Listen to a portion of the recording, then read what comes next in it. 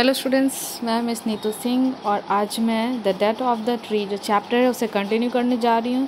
So in my first video I explain you the first para of this chapter and in that para the tree we are describing about his family, how they were destroying. And now in second para let's read. Okay, now see over here, it was winter for me that summer. So the tree is saying that in summer he is feeling a winter, मतलब गर्मी के समय में उसे ठंड का महसूस हो रहा था. Patched and cracked were the leaves of my mother. Patched and cracked over here it means dry and cracked, मतलब सूख गए हैं और फट गए हैं. किनके? leaves of my mother, जो ट्री का जो सूखा हुआ पार्ट वो सूख कर फट गए हैं. And my blossoms they dropped and withered and died.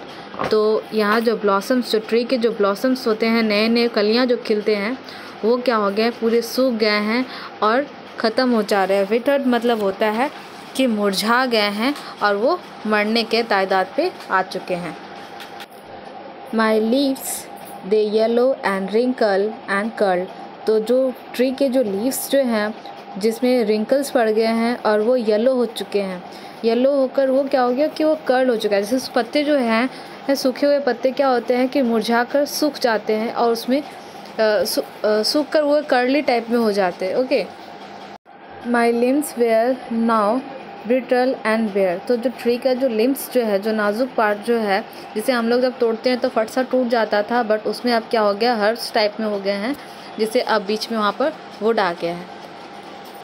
My roots were now shrunken and shrivelled. Shrunken मतलब होता है यहाँ पर कि वो छोटा हो गया है और श्रिवल मीन्स होता है कि रिंकल्स आ गया उसमें.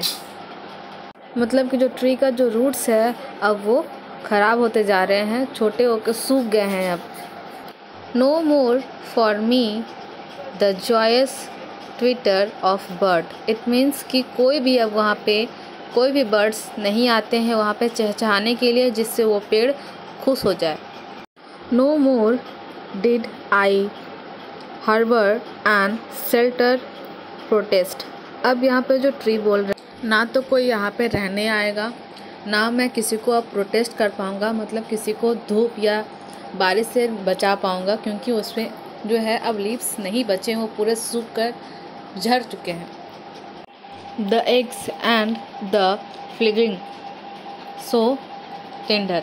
तो यहाँ पर जो है कि मैं पहले लाइन में बताई थी कि जो ना तो यहाँ पे कोई बर्ड्स आएंगे, ना किसी को बसेरा रहेगा, और ना ही कोई एग्स जो है वो हैच होगा. वो जो सॉफ्ट जो बच्चे अंडे से जो बच्चे छोटे निकलते हैं वो बहुत ही सॉफ्ट होते हैं. तो टेंडर यहाँ पर मतलब कि वो लोग सॉफ्ट बच्चे लोग को रहने का जगह मिलेगा यहाँ पर. So downy so soft and so helpless. तो यहाँ पर जो ट्री है वो बोल रहे हैं कि जो सॉफ्ट जो फेदर्स जो रहते हैं बर्ड्स के, डाउनी मतलब होता है कि soft like a new feather. जो सॉफ्ट फेदर्स रहते हैं बर्ड्स के वो पूरे हेल्पलेस हो गए हैं. वो कुछ अब नहीं कर पा रहे हैं क्योंकि वो पूरी तरह से सूख चुके हैं. अब वो सूखे हुए पेड़ हैं. No more did the children around me dancing. No more did the aged in my cool shared rest. No more did the fruit pickers harvest my rich crop.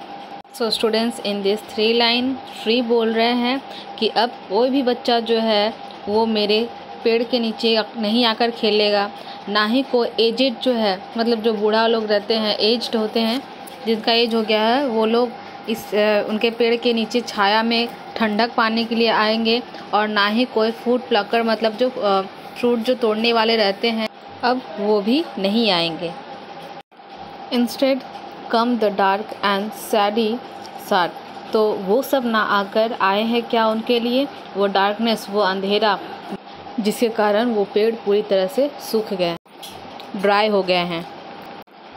They fluttered their grey wings they settled on my limbs so empty. तो अब जितना भी जो birds अगर आते थे तो वो क्या करते थे, वो ट्री के जो ब्रांच है उस पर बैठते थे, लेकिन अब वो क्या हो गया, अब वो खाली रहता है, क्योंकि ना तो उसमें लीव्स है और ना ही उसमें कुछ ब्लॉसम्स है जो आए और बर्ड्स उन्हें उनका रस लें। So students, for today this much only. In my next video I am going to continue this poem. So thank you, stay home and be safe.